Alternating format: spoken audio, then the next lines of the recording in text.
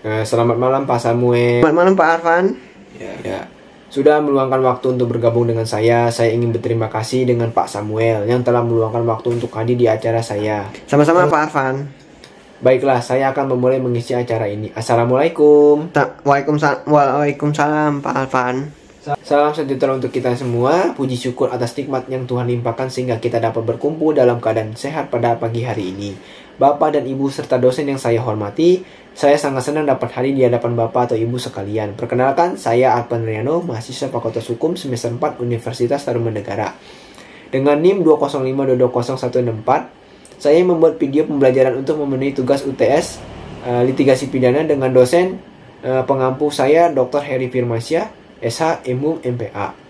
Di sini izinkan saya selama 15 menit ke depan untuk menjelaskan kepada Bapak dan Ibu mengenai pentingnya sistem peradilan pidana dan pra-peradilan. Di akhir presentasi ini nantinya Bapak dan Ibu dapat memahami ya manfaat-manfaat dari adanya pemahaman terkait perkembangan sistem peradilan pidana serta pra-peradilan.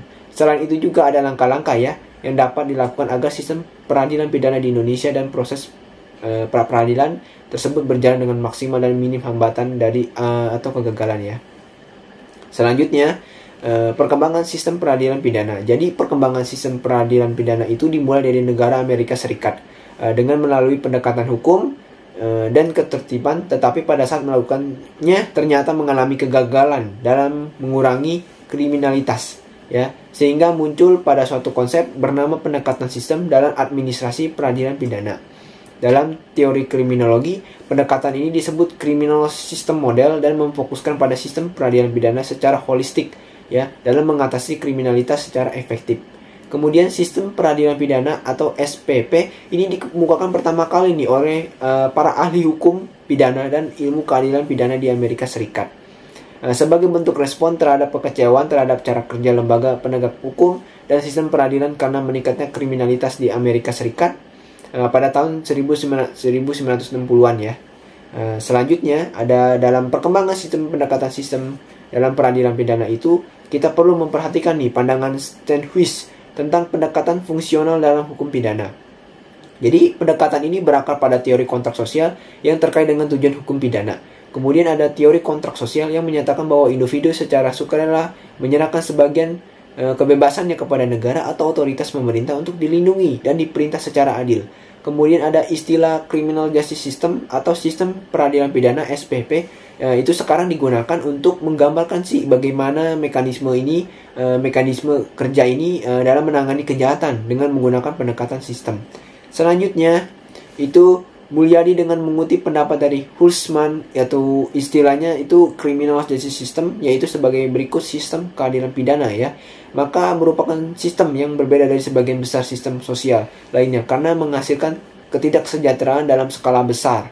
Hasilnya langsung mungkin penahanan, penistaan atau pengusiran dan di banyak negara, bahkan hari ini kematian dan penyiksaan. Kemudian menurut Hagan tahun 1987 yang membedakan antara criminal justice process dan criminal justice system. Jadi criminal justice process itu kita merujuk ya pada setiap tahap dari sebuah keputusan yang mengarahkan seorang tersangka ke dalam proses yang menentukan hukumannya. Sedangkan criminal justice system itu mengacu pada interkoneksi antar keputusan yang dibuat oleh setiap instansi ya yang terlibat dalam proses peradilan pidana. Selanjutnya itu menurut Muljono itu memberikan batasan bahwa sistem peradilan pidana itu adalah sistem pengendalian kejahatan yang terdiri dari lembaga-lembaga kepolisian, jaksa, pengadilan, dan juga pemasyarakatan terpidana. Tujuan dari sistem peradilan pidana itu yang pertama itu mencegah masyarakat menjadi korban kejahatan. Jadi tujuan dari sistem peradilan pidana ini dibuat adalah untuk mencegah masyarakat menjadi korban kejahatan. Yang kedua itu adalah menyelesaikan kasus kejahatan ya, untuk memastikan bahwa keadilan ditegakkan dan pelaku kejahatan dikenakan hukuman sehingga masyarakat merasa puas dan aman. Yang ketiga itu membantu individu yang pernah melakukan kejahatan agar tidak mengulangi perbuatannya atau dengan masuk penjara dia dibina ya supaya tidak mengulangi lagi ya perbuatannya gitu loh. Yang selanjutnya itu ada langkah-langkah yang dapat dilakukan agar sistem peradilan pidana di Indonesia dan proses peradilan berjalan dengan maksimal dan minim hambatan dari kegagalan. Yang pertama itu adalah reformasi hukum. Jadi dengan adanya reformasi hukum ini adanya perbaikan ya dan penyempurnaan undang-undang ya yang terkait dengan peradilan pidana untuk memberikan landasan yang jelas dan komprehensif bagi proses peradilan. Yang kedua itu ada peningkatan kapasitas sumber daya manusia. Jadi dengan adanya pelatihan kepada hakim, jaksa, dan petugas peradilan lainnya untuk meningkatkan ya kompetensi mereka serta memperbaiki infrastruktur peradilan untuk mendukung proses peradilan yang efektif. Selanjutnya itu ada yang ketiga itu adalah meningkatkan aksesibilitas dan pelayanan hukum. Jadi dengan meningkatkan aksesibilitas dan pelayanan hukum itu dapat menyediakan akses yang lebih mudah bagi masyarakat untuk mengakses sistem peradilan serta mengembangkan sistem informasi hukum yang dapat diakses secara online untuk memberikan informasi yang jelas tentang proses pra-peradilan. Tapi tentang proses peradilan. Salah ya tadi, bukan pra-peradilan tapi proses peradilan. Kemudian menurut Mulyadi menegaskan bahwa makna integrated criminal justice system adalah sinkronisasi atau keserempakan dan keselarasan yang dapat dibedakan dalam tiga. Yang pertama itu ada sinkronisasi struktural atau structural synchronization adalah keserempakan dan keselarasan dalam rangka hubungan antar lembaga penegak hukum. Yang kedua itu ada sinkronisasi substansi atau substansi synchronization adalah keserempakan dan keselarasan yang bersifat vertikal dan horizontal dalam kaitannya dengan hukum positif. Yang ketiga itu ada sinkronisasi kultural atau culture synchronization adalah keserempakan dan keselarasan dalam menghayati pandangan-pandangan ya, sikap-sikap dan falsafah yang secara menyeluruh mendasari jalannya sistem peradilan pidana. Selanjutnya, saya akan menjelaskan mengenai pra-peradilan. Jadi, fungsi dari pra-peradilan itu sebagai proses ya untuk membawa pengawasan terhadap cara kerja pejabat yang bertanggung jawab atas penerapan hukum serta memberikan kesempatan untuk rehabilitas dan penggantian kerugian. Ya, pra-peradilan itu juga tidak diatur di dalam HER ya. Kemudian juga pra-peradilan itu diatur di dalam pasal 1/10 KUHP ya, yang mengatur pra-peradilan itu adalah wewenang pengadilan negeri untuk memeriksa menurut cara yang diatur di dalam undang-undang. Yang pertama, sah atau tidaknya penangkapan atau penahanan atas permintaan tersangka atau keluarganya atau pihak lain atas kuasa tersangka. Yang kemudian ada sah atau tidaknya penghentian penyidikan atau penghentian penuntutan atas permintaan demi tegaknya hukum dan keadilan. Yang ketiga ada permintaan ganti kerugian atau rehabilitas oleh tersangka atau keluarganya atau pihak lain atas kuasanya yang perkaranya tidak diajukan ke pengadilan. Selanjutnya, pasal 77 KUHP Pengadilan Negeri berwenang untuk memeriksa dan memutus. Jadi pengadilan negeri ini diatur di dalam pasal 77 KUHP itu mengatur mengenai kewenangan pengadilan negeri itu untuk memeriksa dan memutus sah atau tidaknya sih ini penangkapan atau penahanan, penghentian penyidikan atau penghentian penuntutan terhadap terdakwa atau pemohon maksudnya. Kemudian ada juga ganti rugi atau rehabilitas bagi seorang yang berperkara dipidananya dihentikan pada tingkat penyidikan atau penuntutan. Jadi dengan dirugikan kepentingan pemohon dilakukanlah sidang mengenai ganti rugi atau rehabilitas. Biasanya ini akan ditanggung oleh negara ya. Kemudian kehadiran lembaga pra-peradilan memberikan peringatan. Jadi dengan adanya lembaga pra-peradilan ini supaya penegakan hukum ini harus berhati-hati nih dalam melakukan tindakan hukumnya. Setiap tindakan hukum harus didasarkan kepada ketentuan hukum yang berlaku. Maksudnya dalam artian ini dia harus mampu menahan serta menjatuhkan diri dari tindakan kesewenang-wenangan atau penyalahgunaan terhadap kekuasaan. Kemudian ganti kerugian atau rehabilitas merupakan upaya untuk melindungi warganya yang diduga melakukan kejahatan yang ternyata tanpa didukung dengan bukti yang cukup yang meyakinkan sebagai akibat dari sikap dan perlakuan aparat penegak hukum yang semena-mena dan tidak mengindahkan pada prinsip HAM, hak asasi manusia. Yang selanjutnya yang berhak ini dalam mengajukan permintaan pra-peradilan. Yang pertama tersangka, keluarganya atau kuasanya terhadap sah atau tidaknya suatu penangkapan atau penahanan yang diatur di dalam pasal 79 KUHP. Yang kemudian penyidik atau PU dan pihak ketiga yang berkepentingan terhadap sah tidaknya penghentian penyidikan atau penuntutannya yang diatur di dalam pasal 80. Kemudian tersangka atau pihak ketiga yang berkepentingan terhadap permintaan ganti kerugian ya dan atau rehabilitas akibat tidak sahnya penangkapan, penahanan, atau akibat sah penghentian penyidikan atau penuntutan yang diatur di dalam pasal 81 KUHP. Upaya hukum terhadap putusan pra peradilan.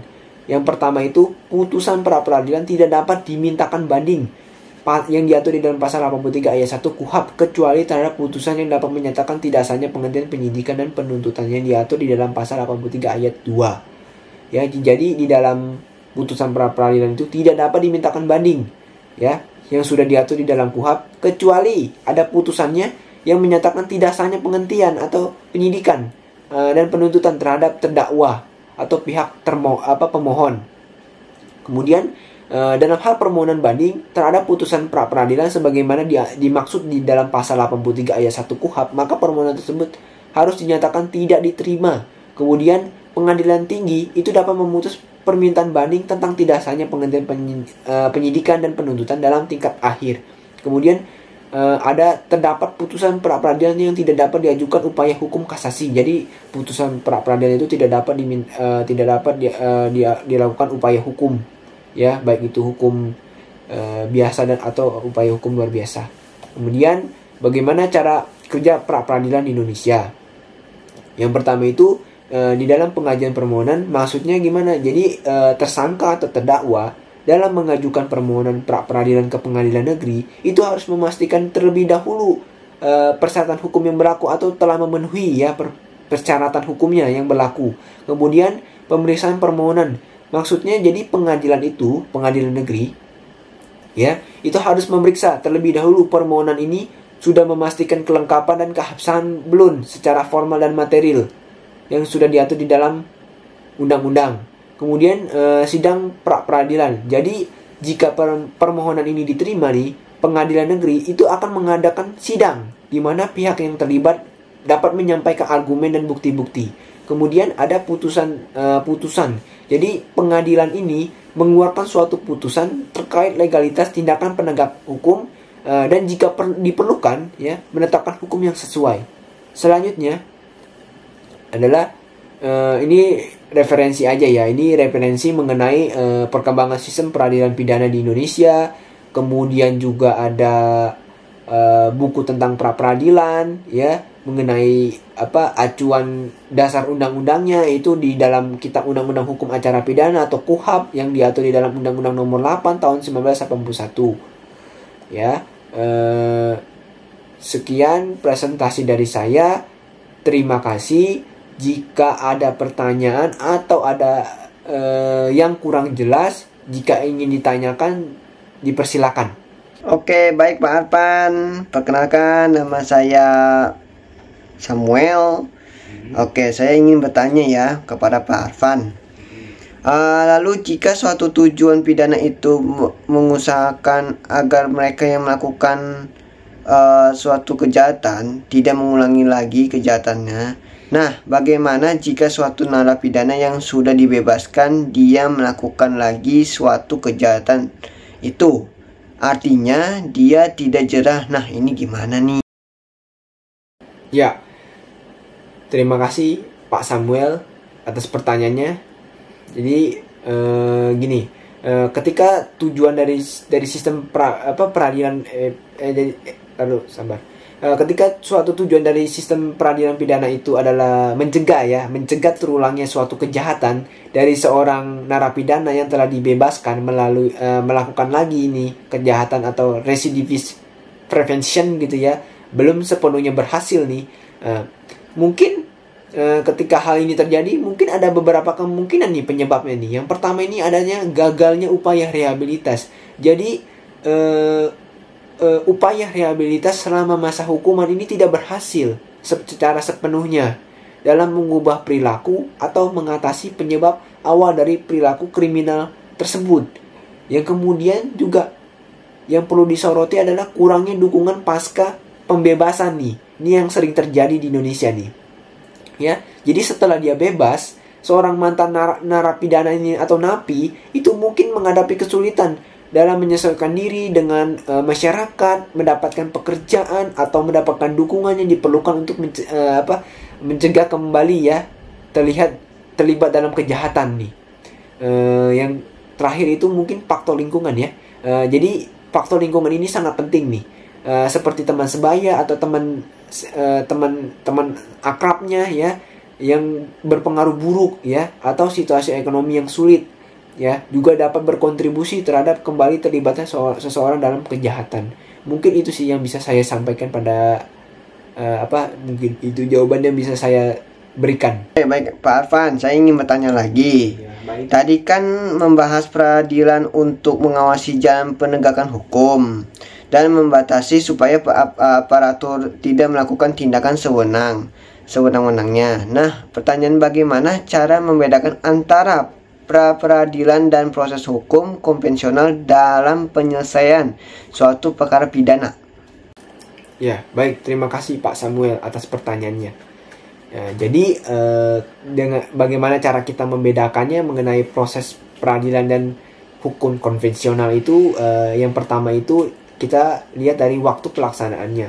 Jadi pra-peradilan ini dilakukan sebelum proses hukum konvensional ini dimulai ya, yakni sebelum perkara pidana diputus oleh pengadilan.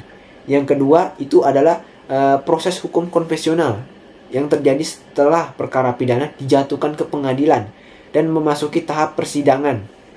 Ya, yang kedua itu tujuan utamanya nih. Pra-peradilan itu kan tujuannya untuk memastikan bahwa proses hukum yang berjalan itu sudah sesuai dengan ketentuan hukum yang berlaku dan hak-hak individu ini terjamin nih, serta untuk meninjau legalitas tindakan penegak hukum sebelum kasus disidangkan. Bedanya dengan proses hukum konvensional ini, tujuannya itu untuk mendengarkan bukti-bukti dan argumentasi dari kedua belah pihak di hadapan pengadilan, serta untuk memutus kesalahan atau tidaknya terdakwa. Yang kemudian ada pihak yang terlibat nih. Jadi pra-peradilan ini melibatkan pihak yang merasa hak-haknya dilanggar nih oleh tindakan penegak hukum yang dilakukan sebelumnya.